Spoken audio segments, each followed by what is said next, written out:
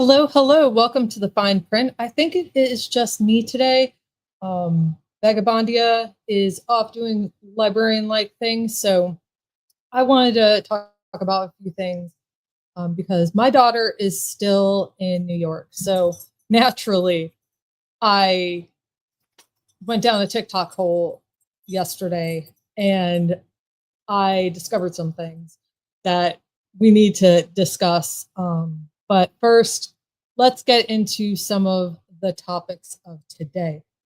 So, one TikTok hole I went down was Governor Gavin Newsom, the governor of California, his official TikTok account, his social media in general. Now, I am not sure if he handles his own social media. I'm going to doubt it because most politicians, particularly of the really big states, do not handle their own social media. They have people that do that for them because they have lots of governor-like things to do, so they don't have time for it. I don't know but he's clearly given free reign because some of their posts are just hilarious. I mean, like I'm a petty, when I'm trying to make a point, I don't often go for the cheap shots or the most obvious thing. I am petty AF. So I will go for the more subtle, like, if for example, if I had a boss once that suggested that I wasn't making my hours, right? So what I started doing was I got a web browser tracker that can track because most of the stuff I do is web-based, computer-based.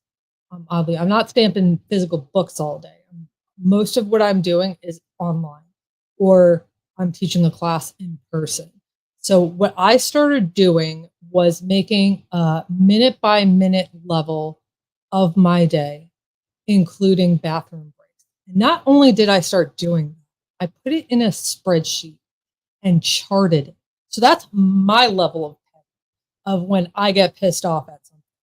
Now, Gavin Newsom, he has mastered, or whoever is running his social media, his level of petty is like taking the cheap shot, but like it's not quite the same cheap shot. So I'm gonna play a clip of his social media here just a second. This is a small family run podcast, so bear with me. But oh, okay, never mind. Sorry, I have it on.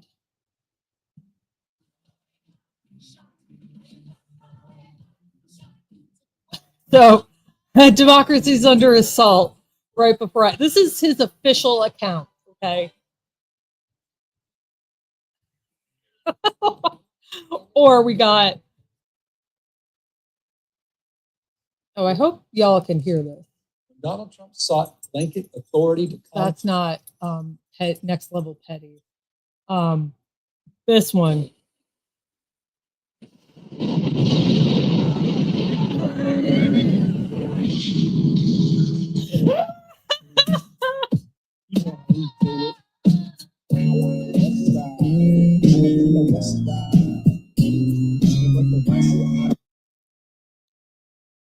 So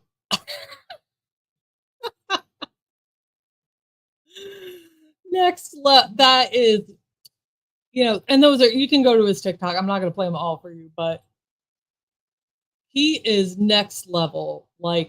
And so because I looked at his account, then it brought me into the TikTok hole of talking about Gavin Newsom, Californians talking about Gavin Newsom, explaining him to non-Californians. I am not a Californian. The closest I have ever come to living in California was living in Las Vegas, and that's a whole other video on. But so there are folks that in California that describe him like the toxic ex-boyfriend that you can't seem to get off of. And I think that's probably, from my outsider opinion, like Regina George and Patrick Bateman have a baby, and that's Gavin Newsom. I think that's that's probably the best description. So I titled this podcast, The Heroes We Need and Deserve. Now, you might assume that I'm going to say Gavin Newsom is the hero. He's not the hero. Not even close to being the hero. He's the fighter that we need. He's the fighter because he holds a lot of power. Being the governor of California, I know people in Georgia, and we're the more educated southern states of the southern state, don't even realize the powerhouse that California is. It is the fourth largest economy in the world, I think. It's the largest economy in the country. Pretty sure it's fourth in the world. The United States does not need California. No, wait, let me rephrase that. Scratch that. The United States needs California. California doesn't need the rest of it. It can exist just fine on its own. And they, along with a lot of the other big blue states, New York, Pennsylvania, I'm surprised Texas isn't one of these. I don't think they're a net taker of federal taxes. New York and California are the two largest contributors to the federal treasury when it comes to them collecting all the types of taxes that exist in this world. I can't even talk today. Bear with me. So, if New York and California stopped paying all the federal taxes that they are supposed to be paying, we'd be in a lot of trouble. The country, income-wise, that's not our only sources of income, but they pay a lot. And a lot of these states that are so quick to dismiss New York and California as these bastion cesspools of liberal ideals, they'd notice it fairly quick.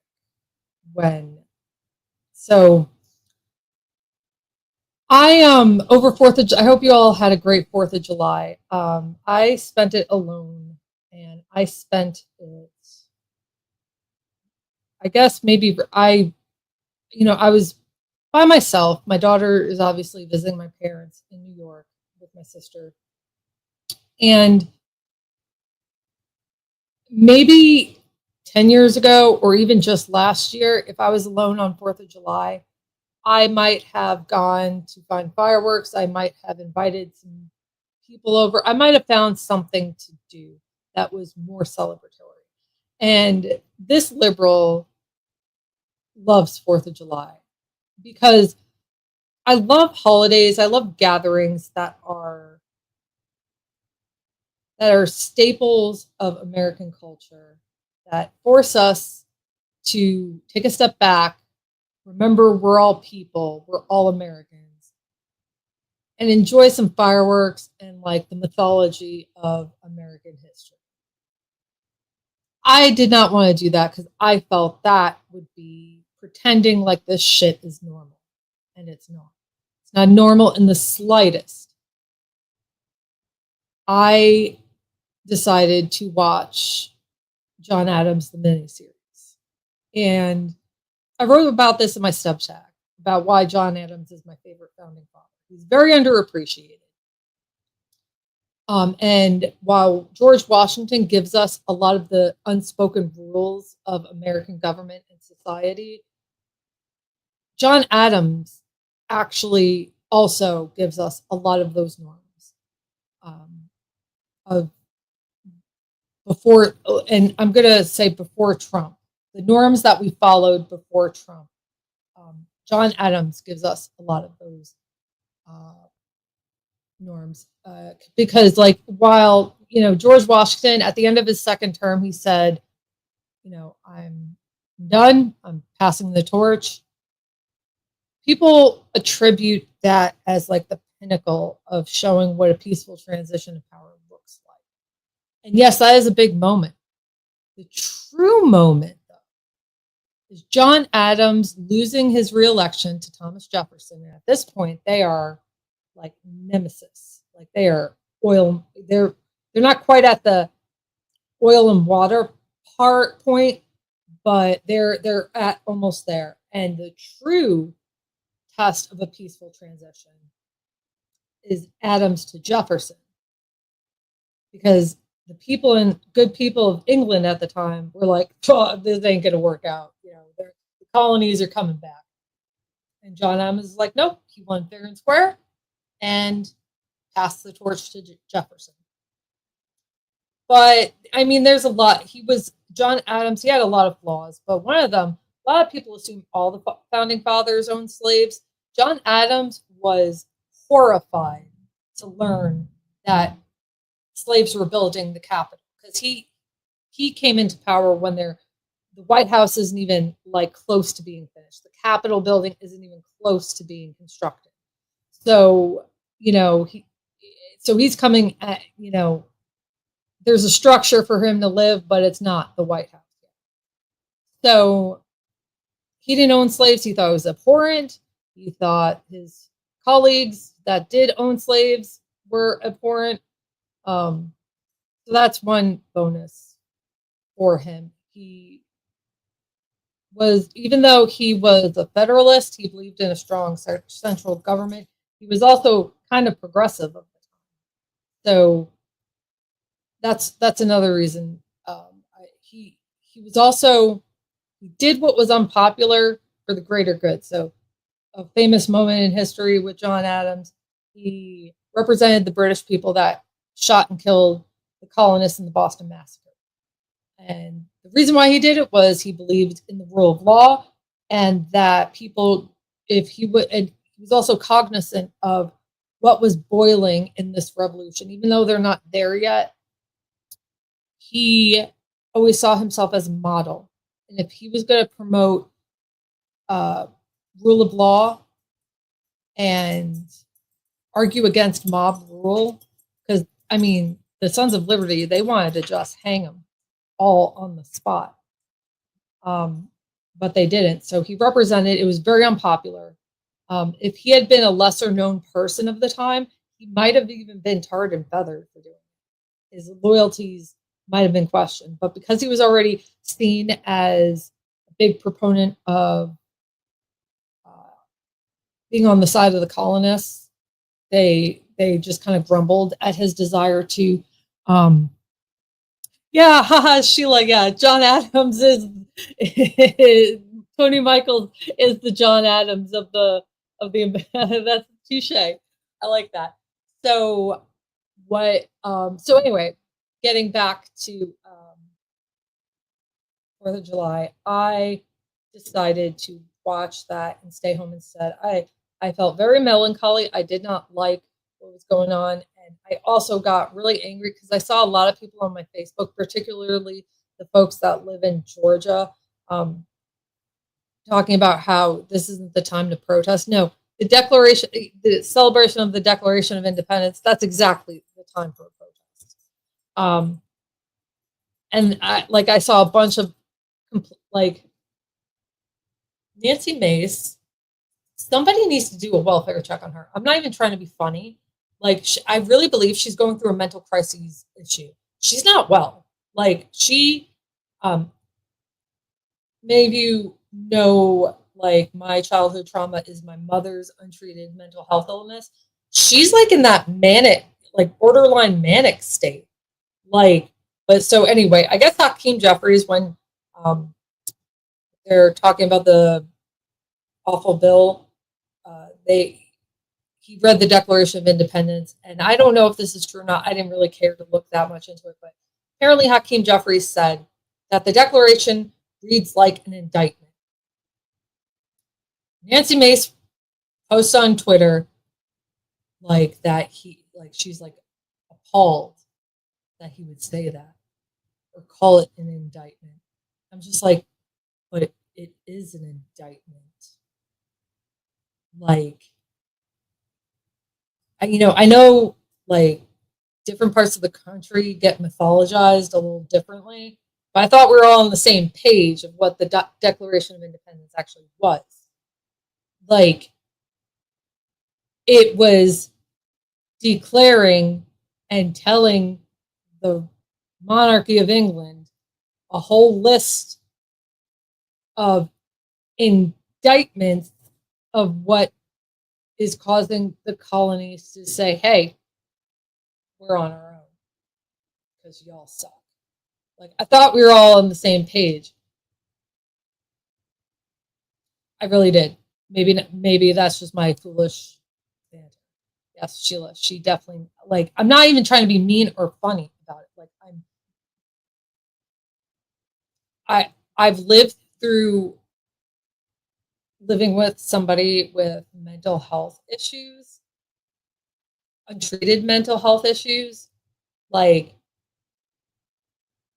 it will not shock me if she starts going into a mania like my mother used to, that has me like fucked up like how many years later.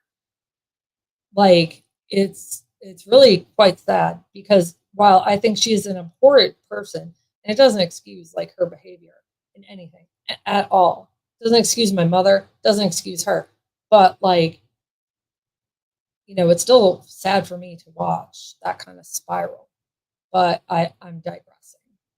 So anyway, Gavin Newsom. Back to Gavin Newsom. So I think that he's not the hero in this story. No politician is the hero in our story. They are the fighters. They're like the big guns of the fight. But the hero in our stories, when we talk about how we got through this, because we will get through this. We all will. We will get through MAGA. The heroes that we need and deserve are we the people. And while it definitely is a motivation, it is definitely provides me a little bit of smiling in my day when I see the governor of California posting this shit on his TikTok. It's the people that are doing the really heavy lifting. Like when you look at a battle, the tanks aren't the ones that like win the victory. It's the infantry that do the majority of the work. The tanks are just there to shoot down threats so the people can get through. And it's been a while. It's been a long time for Americans, where we had to, lock in and really take in what's happening. I don't blame the rest of the world for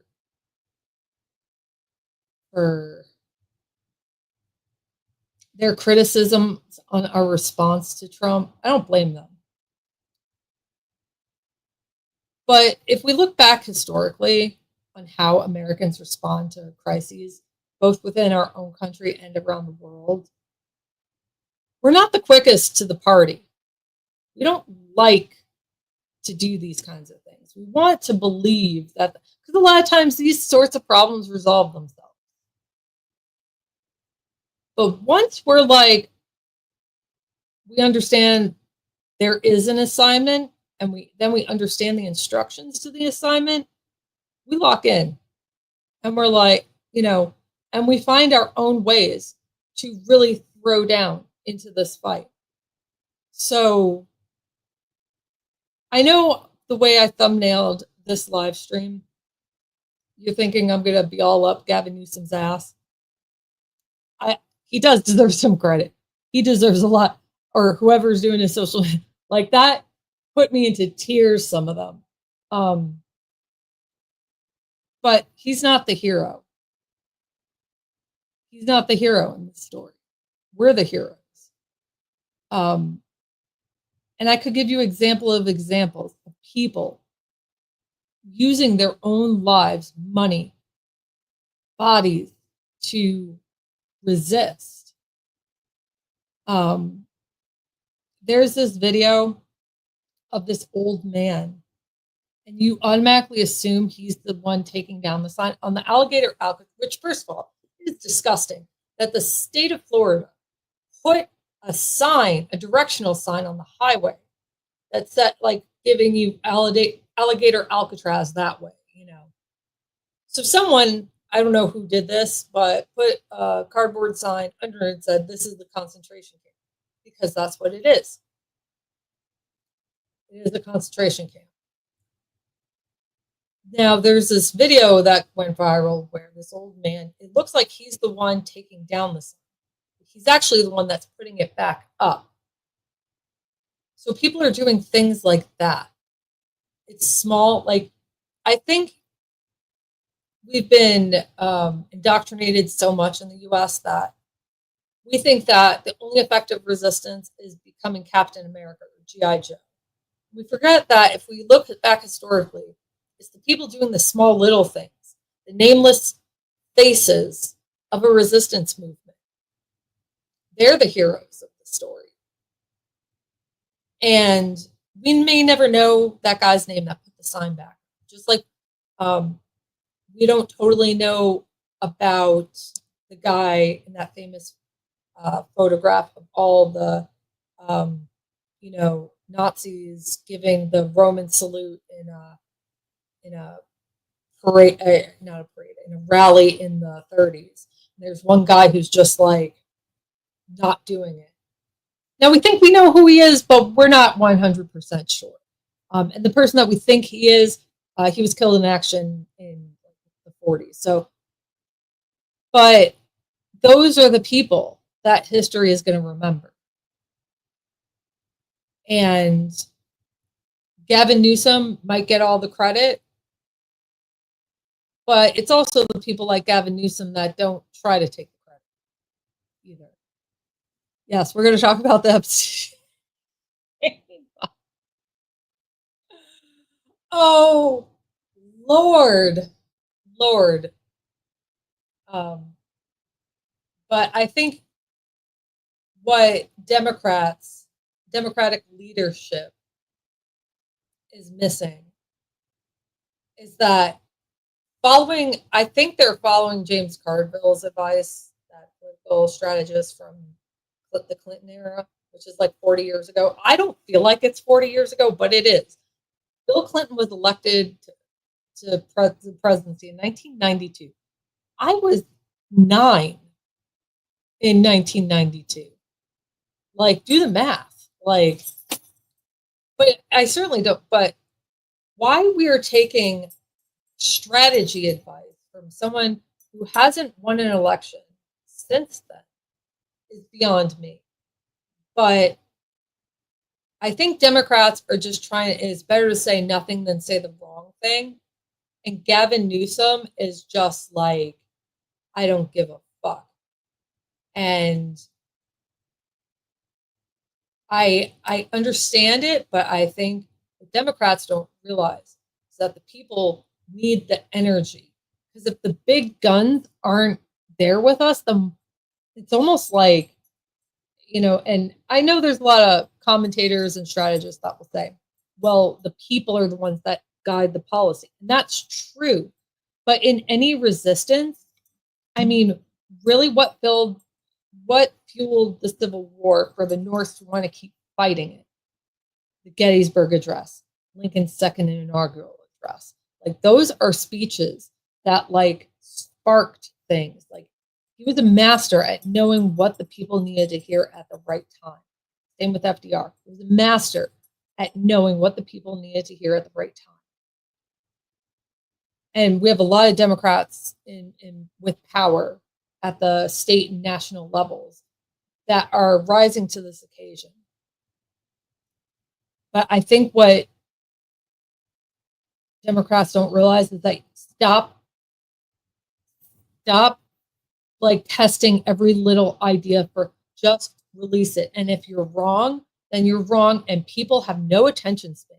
It's not going to be so bad that people are going to remember it for ages and ages and ages. I guarantee it. There is no possible way. whatever you're thinking could be so terrible.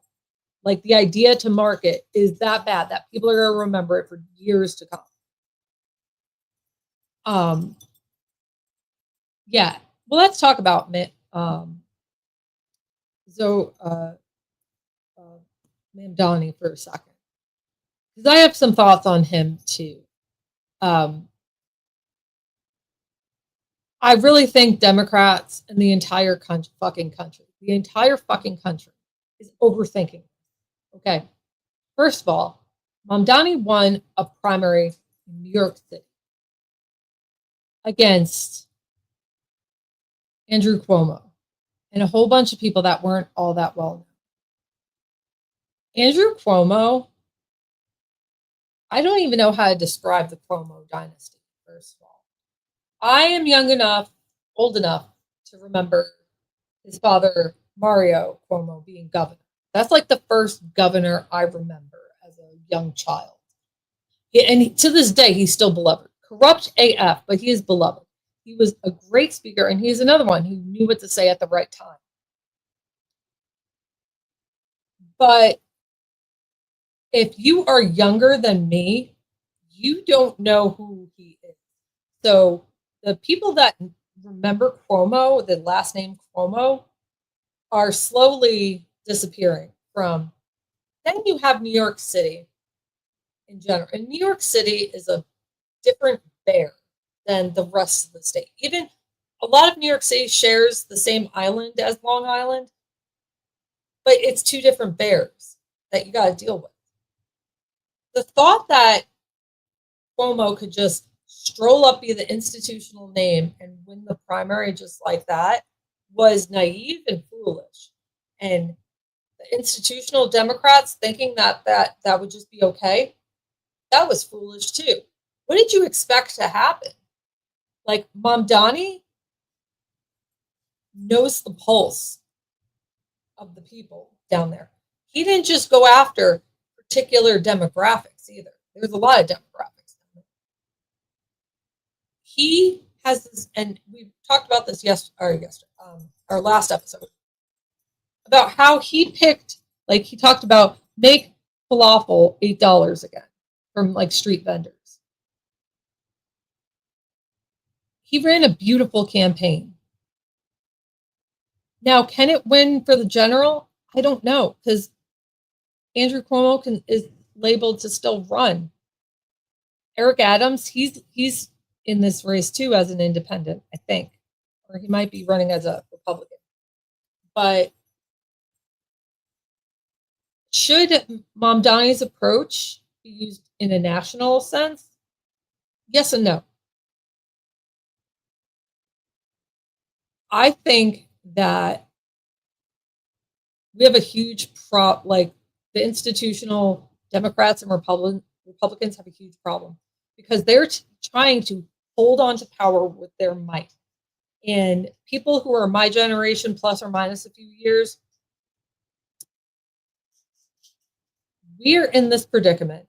My parents are boomers. So they told me I had to go to college, I had to work hard. If I did all these things, I'd have a great job and I'd have a house and I'd have I'd have the life I always wanted. And you know what? It has not turned out like that, like at all. I do have a great job. I have a mountain of student loan debt.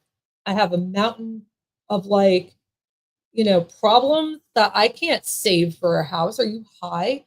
Like, the thought of buying a house is comical to me because I don't have a whole lot of other debt except my car and student loans. But why am I going to put things on credit cards when I can't pay those freaking credit cards? Like, it's absurd. Like, and then you want me to save for a house and wages, like if wages had kept up with inflation from the point where my parents bought their house in Long Island, New York for $90,000 in like 1983, I should be making like $120,000 in Bubblefuck, Georgia. Well, it's not, but to compare to like somewhere like New York City, like I should be making like double what I'm making. So like where I'm going with this is that institutional Democrats and older politicians in general need to realize you are holding on to something for dear life that is just hurting your base. People who would be on your side, you're getting greedy. You're already greedy, but you're getting too greedy to the point where you can only step on the necks of the American people for so long before we freak the fuck out. And that is what's happening in New York City. They are freaking the fuck out. The Democrats have let them down. The Republicans have let them down. And it is so freaking expensive. You know, if they didn't pass laws in New York making the minimum wage, I think it's like $20 an hour in New York City. The people in New York City would still try to pay people $7 an hour. Like, I can't even buy groceries with $7 an hour. Like, that is absurd. That is like, so should we look to Mamdani for some lessons? Yeah. And I think we also need to stop freaking the fuck out over him too and his socialism and all. First of all, a lot of his ideas are already being done in other cities. Like the grocery store thing, that's already done in Nebraska. There's several of those model type grocery stores in Nebraska. Free transit, that's done in Boston. That's been for years in Boston, which I didn't even know until I looked into it. What needs to be emulated from Mamdani is his honing in on the kitchen table issues that matter to New York City residents. And you know what? Falafel matters. Rent matters. Rent matters, but particularly in Manhattan, rent matters a lot. So I think people need to just calm the fuck down over Mamdani's rhetoric. Some of his rhetoric is from years ago. I personally don't think he's a socialist. I think he's definitely far further left than a lot of the establishment Democrats. But I also think that he's responding to a political climate in New York City that has had enough. And they do not care how it gets done. They just want their lives better because it's hard to make it ends meet. And I know, and you're going to say it's hard to make ends meet anywhere. It's really hard. I mean, when I graduated college in upstate New York, I'm looking at my options and I want to live on my own. And that's not going to happen in Long Island. So I was like, I had this idea to move to Vegas, so I did because I did not want to live with my parents and I couldn't afford to live on my own. My sister still lives with my parents. And I'm not knocking her. Lots of people her age, people I went to high school with, live in generational housing with their families because it's just not possible to get your own house. It's not. That's the reality. It's not that they don't want to. They want to be around their families, but they can't live down the road like my parents lived down, not literally down, probably about 5 minutes from where my grandparents lived. That's not possible. That's just not possible. So I think people need to stop freaking out. But I think Democrats are increasingly pissing me off. You need to not necessarily endorse Mamdani, but you need to get on the realization of how he tapped into what matters to your constituents. And as you hit the national levels, that's harder and harder to do because it's a lot more people. New York is a very big state. I mean, we're all big states, but you hear New York and you automatically think New York City, maybe Long Island. There's a massive piece of New York that gets forgotten about that has its own set of problems and issues. And it's just a different area. So what works in New York City does not work in Albany, which is the capital.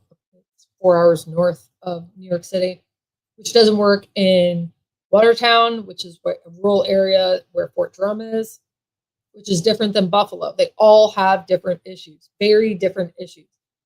So his campaign is not going to work in Buffalo, and it's not going to work but what is going to work is really honing in on what is the real problems of your constituents. And that, I think, is what Democrats need to take from Mamdani. I think they should also be joining arms with the guy because he's being threatened to be deported. And I hate to break it to I think a fly got in here. I hate to break it to Democrats. Let's just use New York as an example because it's the one I'm familiar with.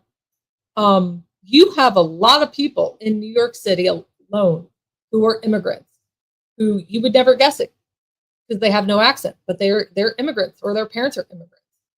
And that if you don't back him up and condemn that, then they're going to see you as the problem too. Because that is fucked up. He isn't, Mamdani, I don't care how you feel about him. He is a naturalized US citizen. And all of a sudden, now we're caring about what they've said 10, 5. All of a sudden, freedom of speech matters. I don't even really know what he said, like why that's a big deal. But, I think Elon Musk has bigger grounds to be deported than Mamdani. He lied on his naturalization papers. Mamdani just, with more, I guess, further left than he probably is right now. And New York City isn't the only one with a lot of a huge immigrant population. So by resisting him the way you are, you're going to drive more people to him. For example, I really don't pay attention all that much to the New York City mayor stuff because even though I'm from that election would not affect me. I'm not if I lived in my hometown, I couldn't vote in that area, that election because Long Island is not New York City. So there's so much I have to care about these days that I don't know if that surprises anybody that I just don't, but I have to worry about so many things. The mayor's race is not one of them. Until people started talking some bullshit, then I'm like, okay, let's go check this out. And then the more he gets attacked and he responds, the more I like the dude. I really didn't, my initial impressions was, oh, wow, that seems kind of naive. 33? Ooh, I don't know if he has enough, just general life. You know what? Yeah, that's my dude. That's my dude. And I think it's kind of, and then I started thinking, is this what MAGA went through? The more Republicans tried to oppose Trump in 2016, remember in the primaries, the more MAGA liked him. I wonder if this is the reverse, the other side of that.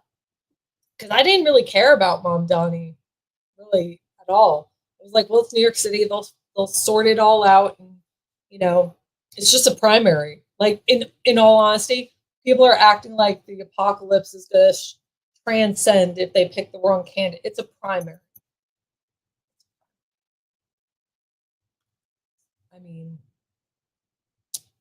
it's just a primary. And if that's who New York City wants as their mayor, well, you know what? That's who they want as their mayor. People change. I mean, I don't understand. Why does this shock people? Why does this shock people? Yes, that's true, Sheila. That's a really good point. Maxwell Frost is a representative of Florida. I don't know which district, but he's 26, 27. and he's way more mature than a lot of, you know, and he has some snappy comebacks too. But it's not always about age. But like when it comes to a city like New York City, I mean that's a big city, and it's complicated. It has a complicated history. It has a long, complicated history. I mean, people want to act like, and these are like residents of New York, want to act like New York City is this bastion of like. It's funny how it's both the bastion of a liberal hellhole, but it's also like we have to pick the right person that's established. And like, do you know how corrupt New York City's government used to be? Like, I mean, it's probably still like that to an extent, but like it used to be like terribly corrupt. Like, what was that? Tammany Hall, like the good old boys club, like that's just Google New York City's history and political corruption, and um, you know, it's come a long way in the time I've lived and left. It's come a long way, and it's figuring itself out. Yeah, exactly. It is New York City's business. It's not the federal government. The country is not going to collapse into the ocean if he is the next mayor of New York City. Everyone just needs to chill the fuck out. Just chill. Chill. And stop trying to like force establishment. If they try to keep forcing Andrew Cuomo on the residents, this is what they keep doing. They did this with Hillary.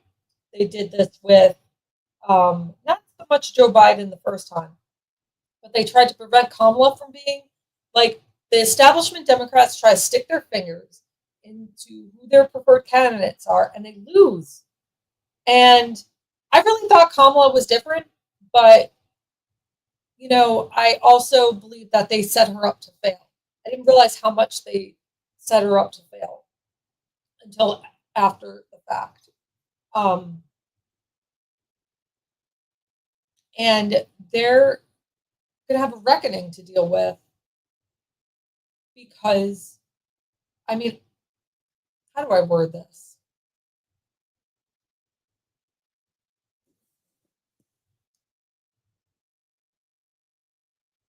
Yes, that's a good point. Mamdani is very handsome and dynamic and engaging and a breath of fresh air. I was listening to Ann Applebaum?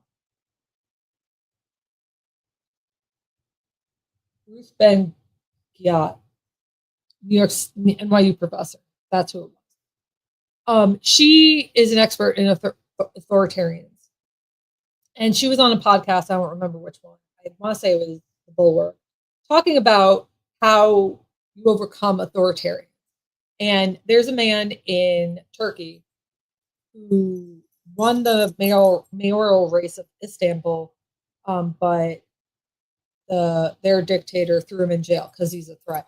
What he did was he went around Istanbul and Erdogan, that's it.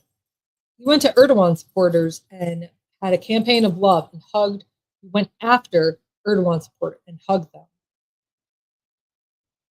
And it worked. It worked so much that he's now in jail because he's a threat to Erdogan. So, and the guy was handsome, dynamic, engaging, talked to the issues people care about. And we're seeing it all over the country. In Iowa, maybe not Iowa, Nebraska, there was the first Black mayor of a city in Iowa or Nebraska. Someone help me. I want to say it's Iowa. But he won, surprisingly, because his opponent, who was an incumbent Republican, kept going after the culture war issues. And he that's Rosie, my Labrador. he put out this flyer that said, and it had her looking under the gap in the bathroom, and he's like, I don't care about what you do in the bathroom. I care about how much you're paying for your electricity. Boom. That and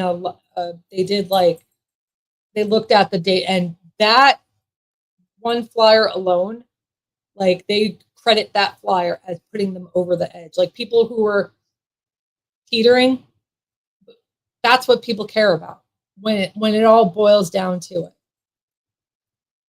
Yes, Mom Donnie is a breath of fresh air. It is nice to see someone. I mean, obviously he's like 10, 11 years younger than I am, but he's like technically part of my generation of sorts. And like, it is so nice to see millennials and young Gen X and starting to get into politics. Like they've kept the reins from us for so long. I really believe that we have, like, my generation, part of the generation group, the Zennial, because we know the best of both worlds. We know the analog era of the past, but we also know the digital elements of the present and future. I really believe you get a few Zennials and because Gen Z and a lot of Gen Alpha, they want to just burn it all down, and I don't think that's a good idea. Boomers and old Gen X, they want to preserve everything of the past. And that's not a good idea either, because that sucks. So it's just a breath of fresh air to hear fresh ideas. And you know what? Shit ain't working. What we're doing is not working. I'm a big practical person on the practical. And if something ain't working, we got to try something else. What we're doing is not working. Why are we going to keep doing more of the same when it doesn't work? Let's try something different. Here's a novel idea. Why do we keep repeating the same shit that doesn't work? That's a literal definition of insanity. I'm just saying. And now I'm getting kind of off track. I apologize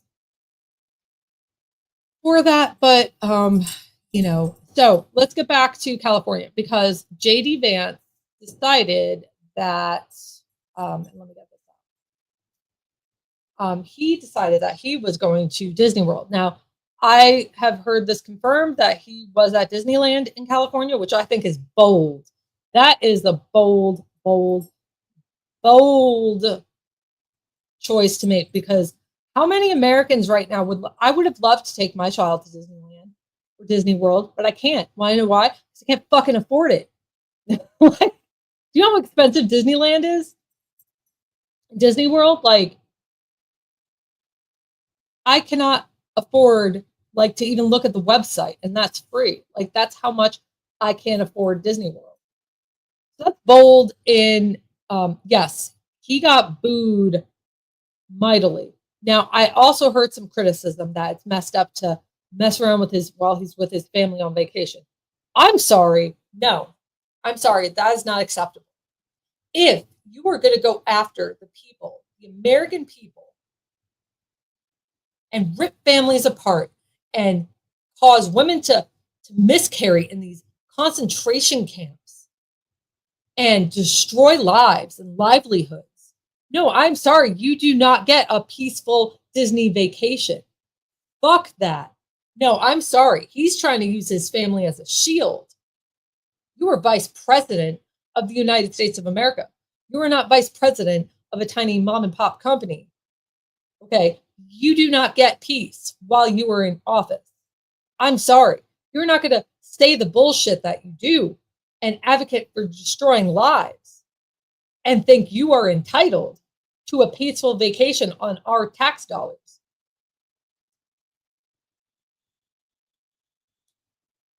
And if you are with your children, then you better be prepared to have your children hear what a douchebag you are. Now, do I think you bring his children into a political fight? No, absolutely not. But if you're going to go to Disneyland with your family, I'm sorry, not sorry. You're going to have to deal with your kids hearing about what a dirtbag you are.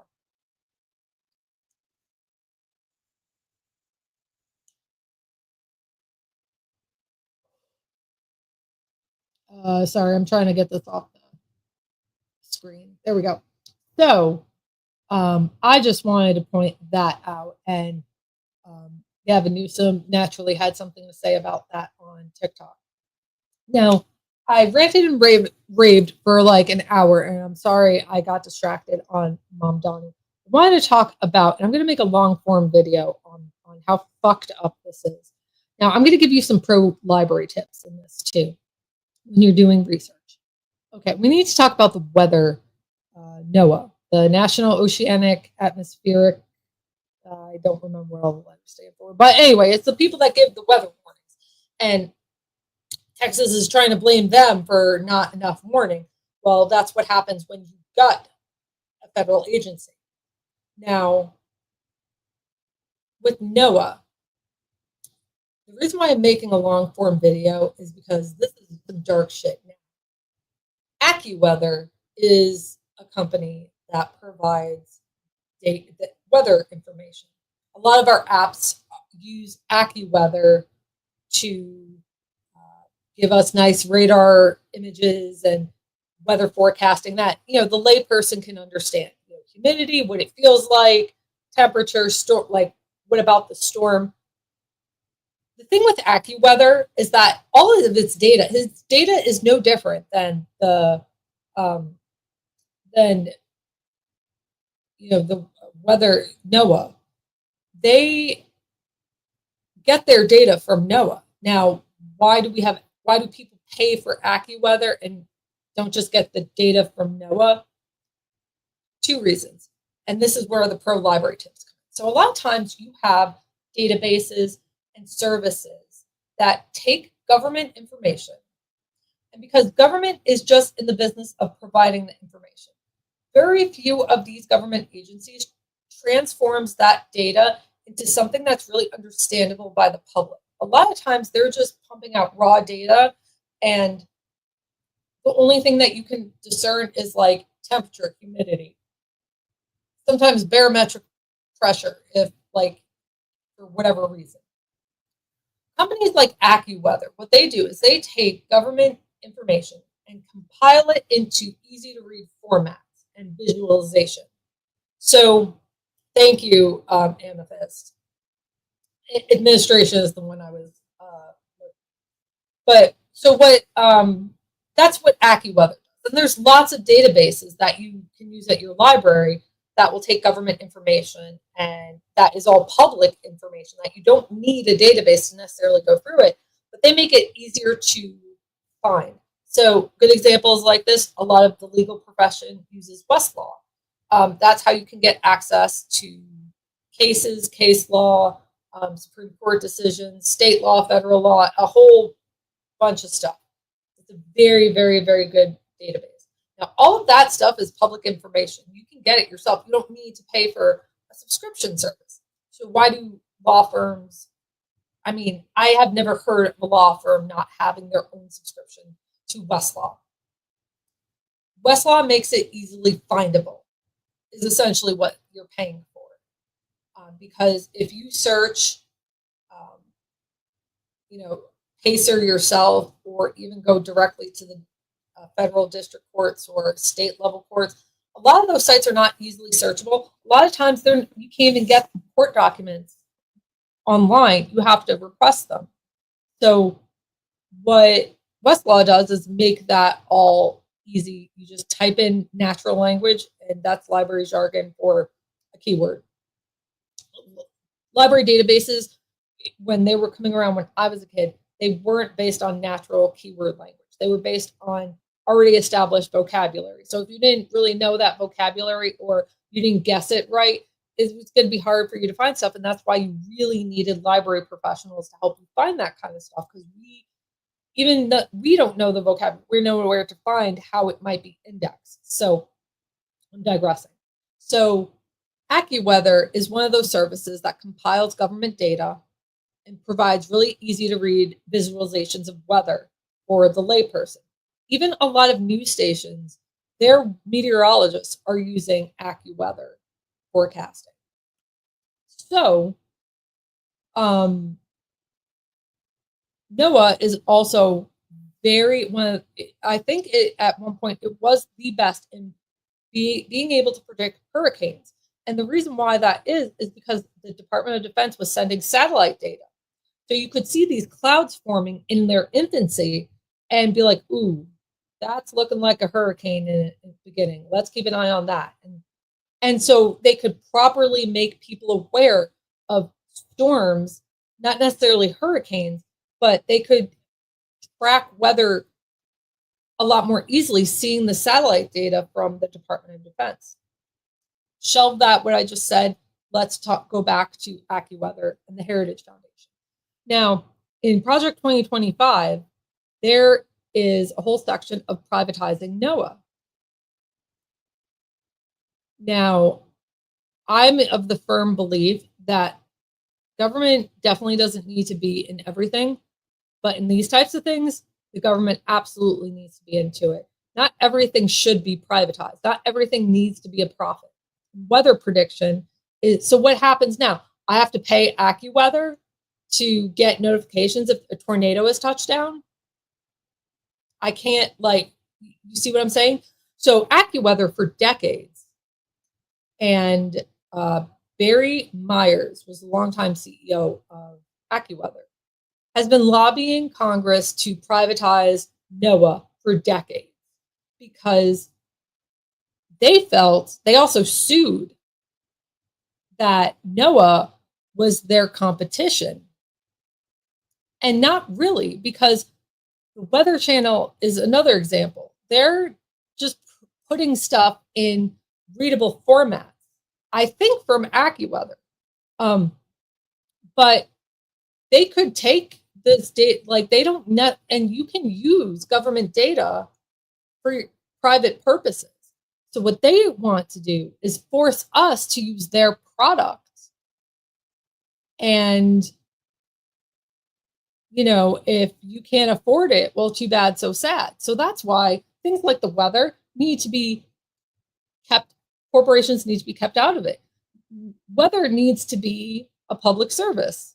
It's just I don't see, you can have private companies that, have, provide people who are interested in easier to read data formats but we need to know when floodwaters are rushing in. And if someone can't pay for that, are we for real? So Barry Myers in the first Trump administration wanted to, he accepted a nomination by Trump to be one of the big science people over NOAA. Now he withdrew his name because there was a huge backlash over it. And I'm good in my long form. I'm going to go show you who Barry Myers is. And if you ask ChatGPT about this guy, they'll say there's no connection. I will show you there is a connection between him and the Heritage. Just because he's not directly paid by the Heritage Foundation to Barry Myers, there's a huge connection. And this is a big goal of Project 2025. I don't know why they're so bent on privatizing the weather, but the Heritage Foundation, I truly believe that they have much, much darker purposes. And I'm not going to say that on a public line because, they are petty in the respect that they a librarian who has no, I have a small little group of guys that are awesome. It's not like I have millions of subscribers, but you better believe they would sue my ass if, I said what I really thought, which is kind of messed up because that's, I shouldn't be worried about that kind of thing, but here we are. But there's definitely a connection between the two. And I believe that there is a really sinister, I believe they hate poor people. Like that's real, because if you genuinely can't see why privatizing the weather is awful, then I guess we're just not in the same like level of thinking of people. So yeah, and the floods in Texas, here's the thing. You know, I get why it outrages people to politicize the Texas floods. I get why people are doing it. I'm not sure either side is right, but this is where we are, because that Kirk County, I guess, is where those floodwaters are happening. They could have upgraded their infrastructure by now so that they had an ample warning. But they viewed it as socialists, and they used money inappropriately. It's not like they gave the money back. They used it inappropriately. And they thought they could do it all on their own. Well, look what happened with your logic. I'm not sure I would say that to somebody suffering, because I'm sure they're likely aware of the situation, but I'm also not going to condemn anybody for politicizing it. Yeah, I have a exactly, Sheila. I have a very dark opinion on why they want to do that. But one thing I definitely heard, and I don't have a link to show you.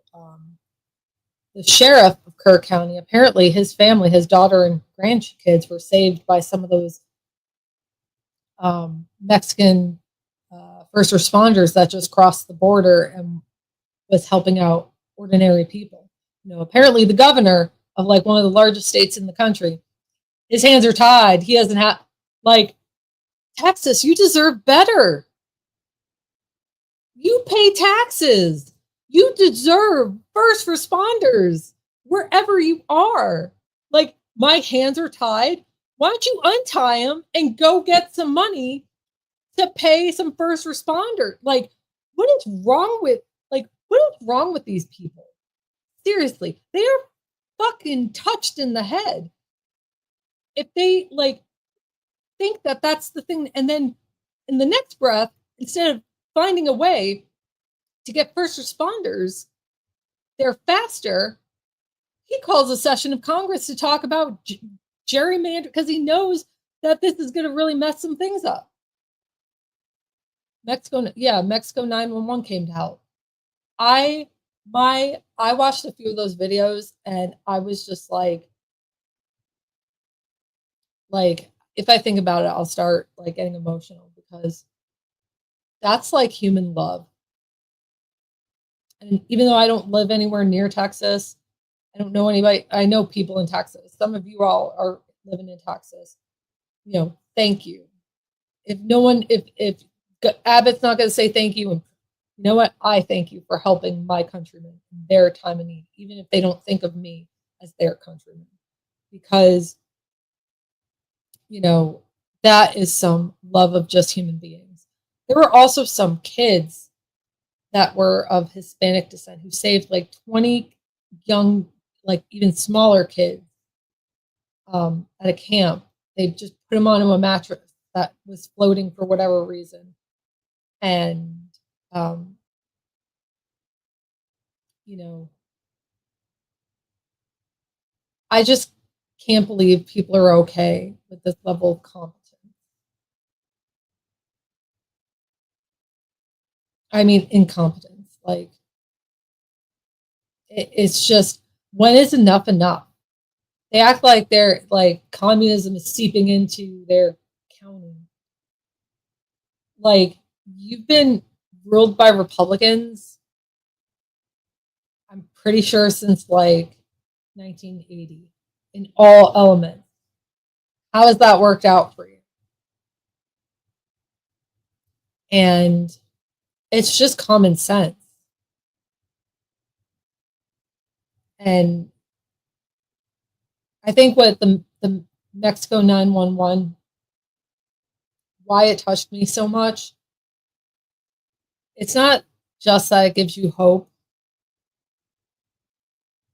I don't see how anybody could look at Mexican descendants or, people who live in Mexico.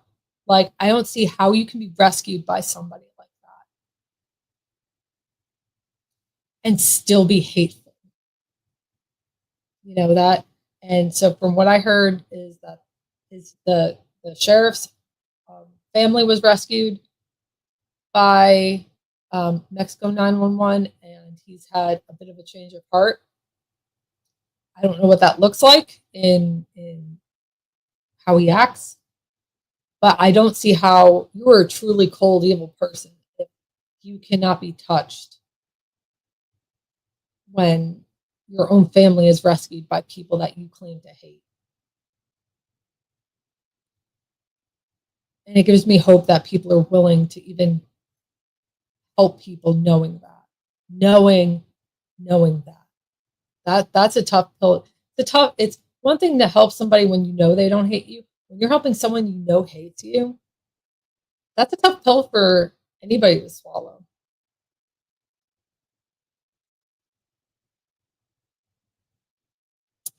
So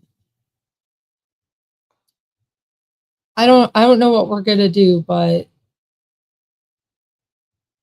I think the heroes that we need and deserve, we already know who they are, and they're us, and not just the American people. You know, they're everyday people.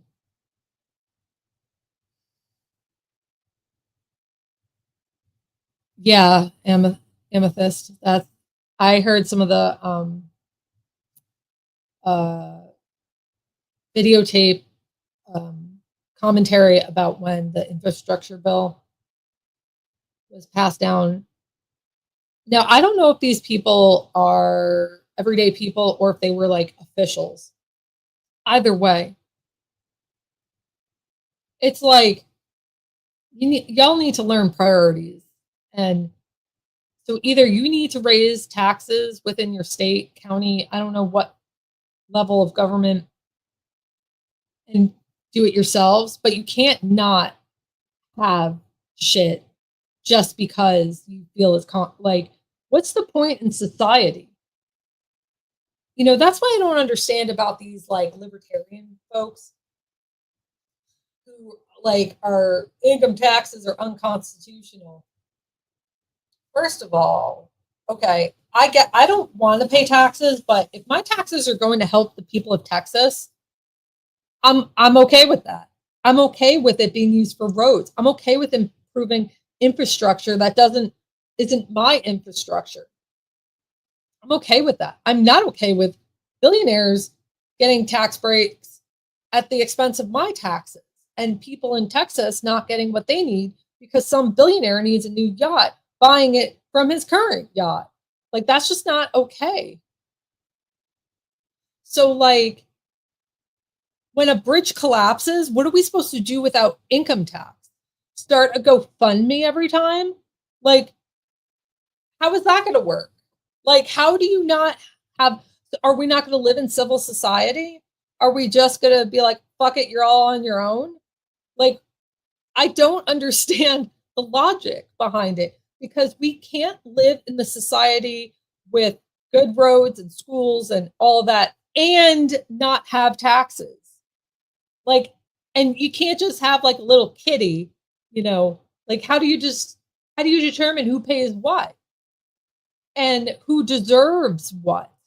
Like, it's just wild to me, the logic of it all. And I don't know if Cynthia's in the audience, but she always says that libertarians are just Republicans who want legalized marijuana. I really think that a lot of that is that. Like, if you want to live in a cultured, and by cultured, I just mean like the ability to drive somewhere without blowing out a tire. If you want medical services, if you want innovation, like that's just what has to happen. And if you don't want those things, like I don't know how you a la carte stuff. A road gets a pothole. What are we supposed to do? Like, oh, hey, town, there's a pothole. Go donate to the GoFundMe. Isn't that just a tax? Like, taxes just make it more efficient to fix shit, you know? Like, yeah, exactly, Michelle. Going to Disneyland on our dime, or like, how many trips to Lardo that he plays golf at? Like, please spare me. Oh, spare me.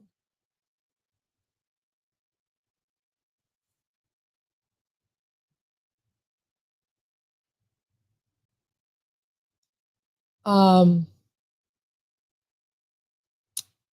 I think that's not a bad idea. See, here's the thing with our taxes are complicated in a lot of respects. So I worked in a tax office for a number of years, not as a CPA, but I probably understand taxes a little bit more than the average bear, but I'm not an expert. So, like, this is not like tax advice, or I'm not claiming to be an expert in this kind of thing. So with federal taxes, I work for the state government. They withhold federal taxes from my paycheck. And then every month they send those taxes to the US Treasury. And lots of employers, whether you're a government employee or private, your company is privately owned, that's what your company does. So where the states have a lot of power in federal taxes is the states are not only they don't collect everybody's federal tax. They collect their own state employees' federal tax and send that to the federal government every month. And this is oversimplified. But so where I'm going with this is that's where the states have a little bit of power in this. They could stop with their own employees. They could stop collecting federal taxes in that respect. But private employees, they don't have any control over that. So then there's federal taxes that the state pays in other elements outside of income taxes. So that's where they have some power too. So, like gasoline. Gasoline's another example. A lot of people don't know this, you go buy gas, right? The gas station gets almost none of that money per gallon. They might make 3 to 5 cents per gallon. Where they're making their money is inside the store, particularly with food to go.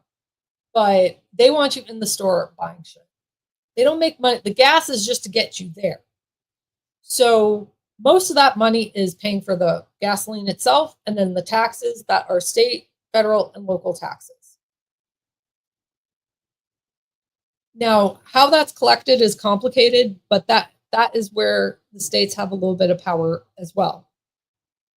So I don't think states could completely withhold all of the federal revenue. What I do believe is that they have a lot of power in withholding federal revenue. And yes, I heard that too, Amethyst. So I think to make a point, I'm not opposed to it.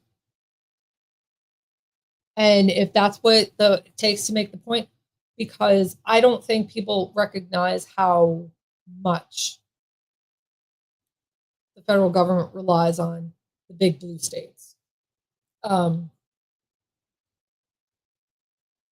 I did a calculation of New York and California. If their employees that they send income tax to the federal government, I think it was something like a couple $1 trillion that the federal government loses just from that little element alone. And we're not talking about all federal income tax dollars withheld. We're just talking about the state employees, because in New York and California, both of their largest employers are university systems. So I think that would definitely make a statement. Now, you'll have people saying, oh, well, I'll arrest you for tax evasion. Nope, you're not going to do that, because whenever you sue the governor of California, you're not, it always says like Trump v. Newsom, and it always says in brackets, in their official capacity. You can't personally have, now, I mean, he can try, but, I think at this point, Trump's giving up on Gavin Newsom, because he's just making him like a martyr of sorts. Not like a true martyr, but, you're not, it's not helping your cause.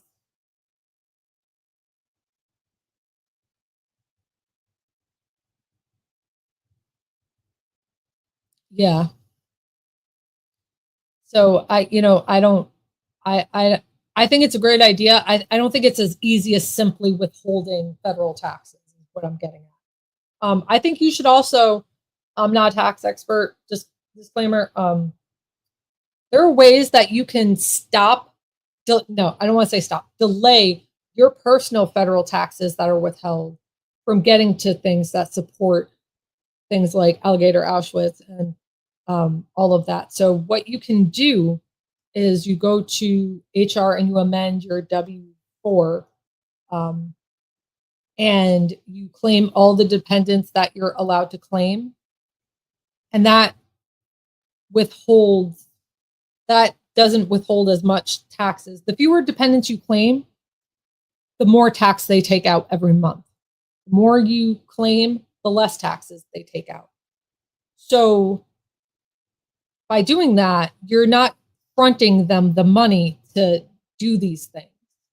Now, eventually they're going to get their piece of flesh from you. So by doing this, you might end up owing, or you might also end up not getting as big of a refund when April comes. But when you really think about it, I like to have the most taken out. So I don't owe. B, I like that little pot of money, even though it's technically giving the federal government an interest-free loan every year. Yeah, and I don't know about independent contracting. That's a whole other can of worms that you're gonna have to evaluate for yourself. But make sure you're itemizing, saving all your receipts, and deducting every possible thing you can, so that you're not giving the government. But I think independent contractors, you might have to pay quarterly taxes. No, like your first year, maybe not, but like independent contractors I always dealt with in the tax bill, they were always paying their estimated taxes. And sometimes they get a refund because it was estimated too high, because they're going back, they're reflecting on. There's lots of ways, that loopholes that you go around being an independent contractor. Like, you should form an LLC and then have your paychecks go to the LLC, and then you pay yourself, because then you fall into a W-4 employee, which is a whole other tax bracket. So the government really doesn't help self-employed people a lot. Like a lot of times they will, if you have no itemized deductions, you're paying like 40% of your income in taxes. Because what people don't realize also about taxes is that, okay, so you have taxes taken out of your check. The employer they're matching the taxes that you take out for unemployment insurance, I think Medicare, and FICA. Employers are matching those, which is why employers are always wanting to have those, like, they want to get rid of Medicare, Medicaid, Social Security, because they have to pay those taxes to match your funding. So with that said, when you are self-employed, you are paying all of those taxes all on your own because there is no employer.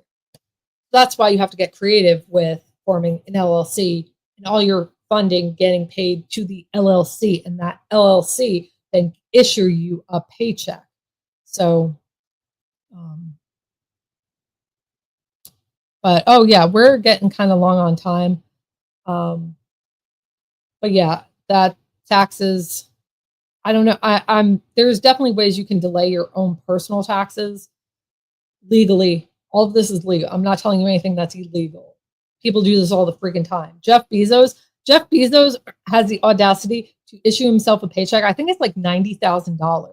Like that's how he gets that way with not paying taxes, is because Amazon pays him and he gets treated like a W-4 employee in a lot of respects.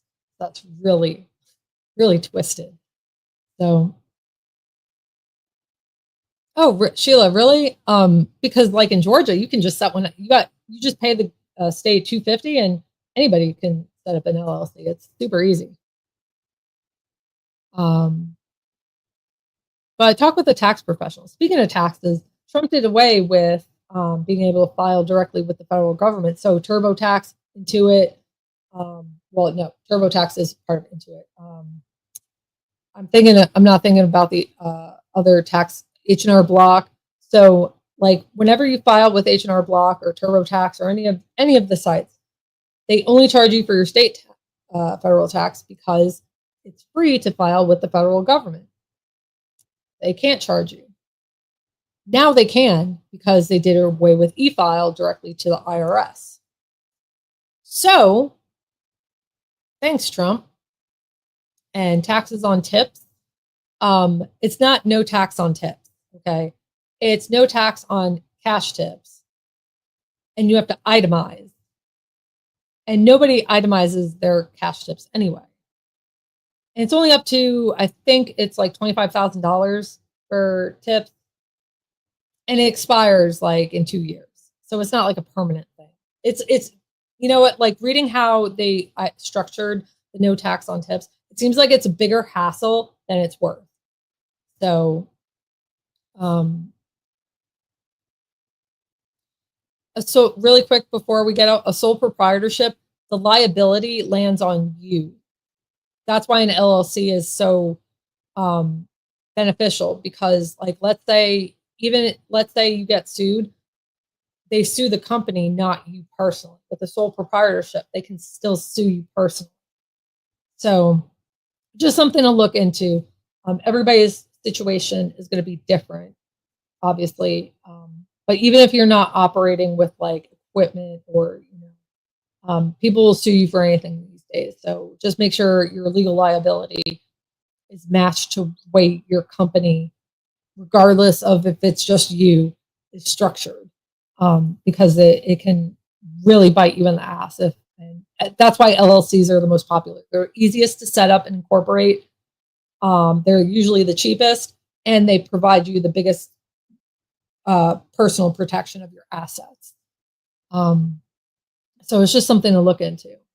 And I mean, it's pretty easy in Georgia. I mean, it might be a little more complicated in other states, but in Georgia, you just go to the Secretary of State's website, and you type in the name that you want, and $200, $300 later, you're incorporated. And there's like articles of incorporation that you should have. You don't really necessarily need an attorney.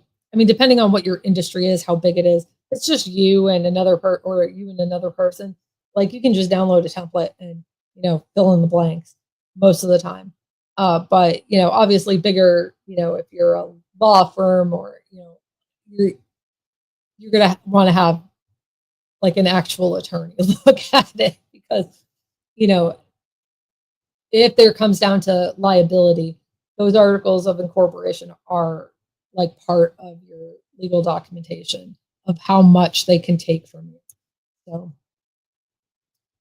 but I think that's it for now. Sorry, I went a little long and a little ranty, but I took 4th of July weekend off. I just checked out and dove, and I mean dove into some vampire fantasy fiction audiobooks. I'm like knee deep in it.